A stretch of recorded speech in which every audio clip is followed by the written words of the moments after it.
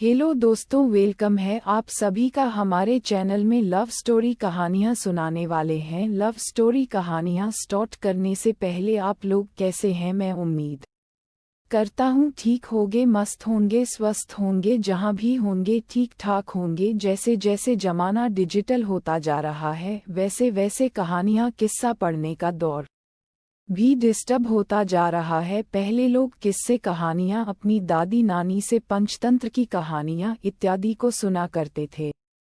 लेकिन अब किसी भी लव स्टोरी 9 बजे को पढ़ने के लिए किसी न किसी प्रकार की फीस देनी पड़ती है, जो कि फ्री नहीं होती है।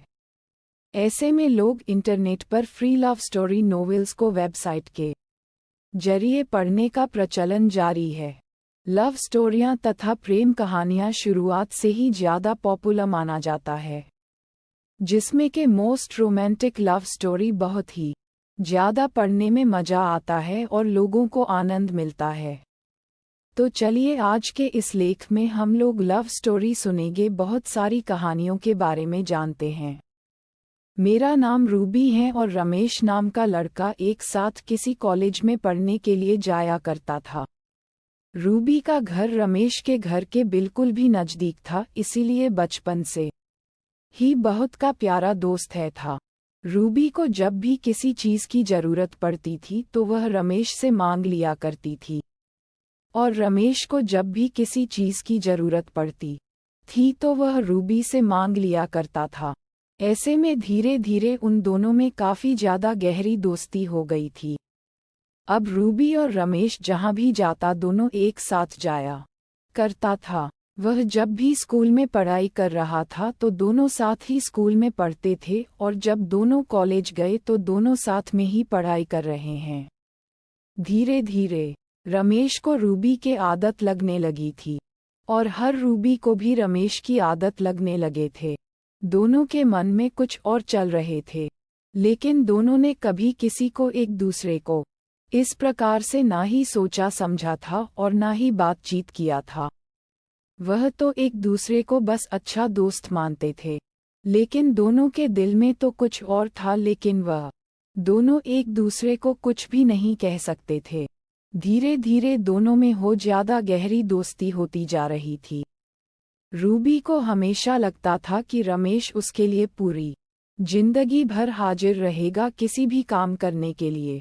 इसी कारण से वह जब भी कोई मुसीबत में पड़ जाती थी, यह तो रूबी को कोई काम होता था तो तुरंत ही है रमेश को घर से बुला लेगी काम करने के लिए। रमेश तुरंत ही खुशी खुशी उसके घर आकर उसका सारा काम कर दिया करता था। रूबी सोच रही थी कि रमेश तू मेरा परम मित्र है, ये पूरी जिंदगी भर मेरी ऐसे ही सेवा करते रहेंगे। रूबी आमन शादी करने के लिए कहीं और हाँ, लेकिन वहाँ कहता था कि रमेश जब भी मेरे लिए कोई लड़का ढूंढेगा तो ही मैं उसे शादी करूंगी। ऐसे में शादी की बात सुनते ही रमेश के मन में उसका पारा बहुत ज़्यादा गर्म हो जाता था, क्योंकि हम मन ही मन रमेश रूबी से बहुत ज़्यादा प्यार करने लगा था। आखिर यह प्यार तो होना ही था, क्योंकि वह भी सभी काम रमेश से ही करवाया करते थे। जब भी रमेश के घर में है उसके रूम में रहता था तो उसका कोई भी काम करने के लिए तैयार रहता था।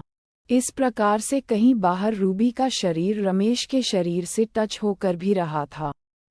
आखिरकार रमेश भी एक लड़का था, वह किसी लड़की का इस पर कैसे बर्दाश्त कर सकता था। रूबी जब मन करे तब रमेश को गले लगा लिया करते थे और उसे उसके साथ खेलने पर मजबूर कर दिया करता था। ऐसे में रमेश रूबी के सारे शरीर के सारे हिस्से को बेहतर तरीके से जानते थे, क्योंकि रूबी खेल खेल में ऐसे बहुत सारे जगहों पर रमेश को स्पर्श करने पर मजबूर कर देती थी, जिस जगह पर हो और उसी को सिर्फ अपने पति को स्पर्श करने के लिए देनी चाहिए था। रूबी जब भी कभी नहाती थी तो वाहनों पानी पहुंचाने अथवा पानी लेकर जाने के लिए हमेशा रमेश को ही बुलाया करते थे। रमेश जब भी पानी लेकर उसके बाथरूम में जाया करता था, और रमेश जब उसके खुले बदन को देखता था तो अपने पत्नी के रूप में उसे स्वीकार कर लिया करता था।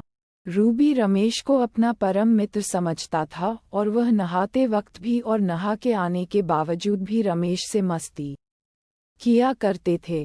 ऐसे में रमेश को आप बिल्कुल भी रहा नहीं जा रहा था।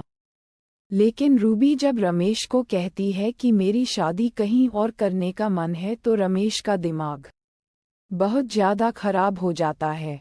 रूबी जब भी रमेश के सामने अपनी शादी की बात उठा देते तो और हमेशा अपने घर चला जाता था, क्योंकि किसी और से शादी करने के बारे में सोचने से ही रमेश का दिमाग एकदम गर्म हो जाता था।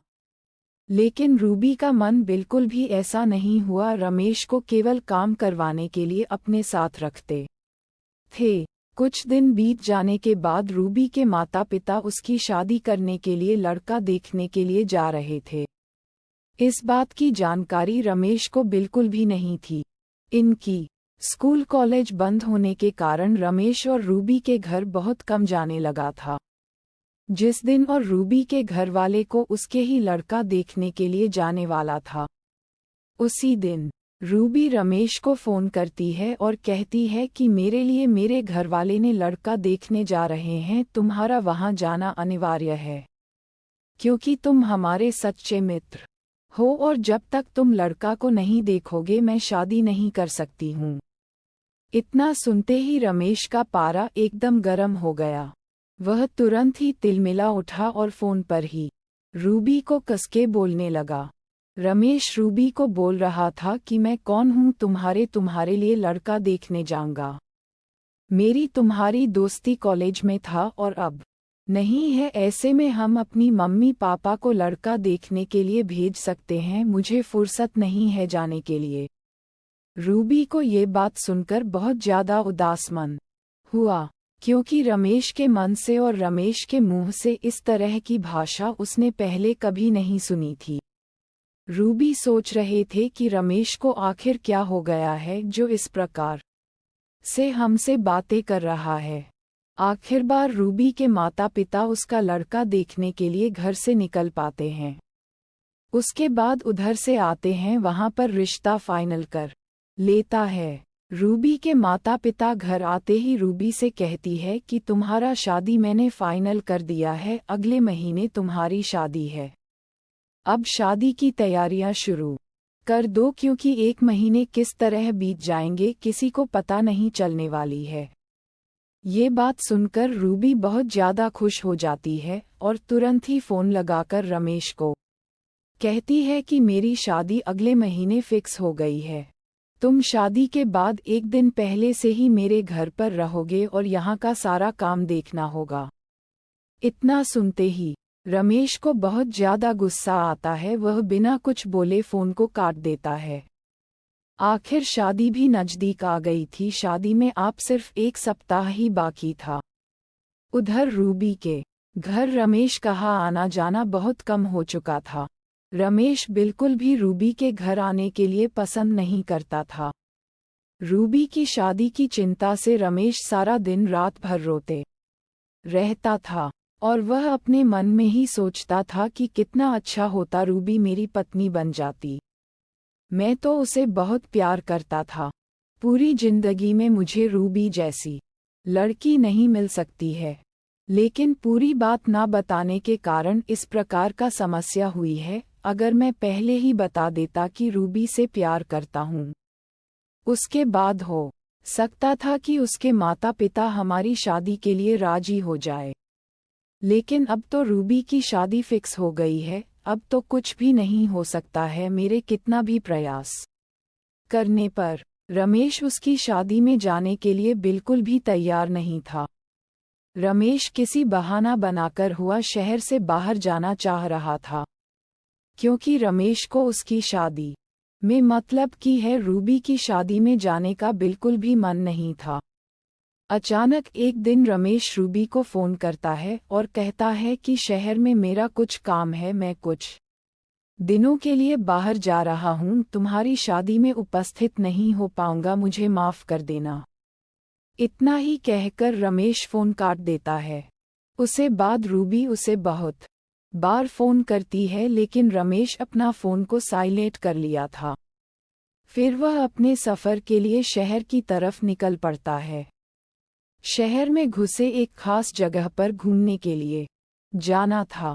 हालांकि शहर में उसे किसी प्रकार का कोई बहुत जरूरी काम नहीं था, लेकिन वह बहाना बनाकर कहीं घूमने जाने वाला था। रमेश सफ़र में निकल पड़ता है। महज 2 दिन बाद रूबी की शादी है। एक दिन रमेश जिस होटल में ठहरा हुआ था उस होटल से कहीं जाने वाला था। जब रमेश सड़क पार कर रहा था तो किसी कारणवश उसकी दुर्घटना हो जाती है। मौके पर बहुत सारे लोग और पुलिस वाले वहां पहुंच जाते हैं और रमेश को उठाकर हॉस्पिटल लेकर जाते हैं। लेकिन दुर्भाग्य था कि रमेश की जान नहीं बच पाती है और वह भगवान को प्यारा हो जाता है। इसी तरह से रमेश का प्यार अधूरा रहता है। उधर रूबी की शादी धूमधाम से होती है और वह अपने परिवार को लेकर और अपनी शादी को लेकर बहुत ज़्यादा खुश रहती है। बीच बीच में कभी कभी रमेश की याद आती थी, लेकिन फिर भी रमेश के ना होने के कारण वह उसे कुछ दिनों में ही भूल गए थे। लेकिन रमेश बिल्कुल भी ऐसा नहीं था। वह भगवान के पास जाकर भी रूबी का हमेशा इंतजार कर रहा था। कहानियाँ आपको पसंद आते हैं तो कृपया करके इसे अपने दोस्तों के साथ जरूर शेयर करें। धन्यवाद।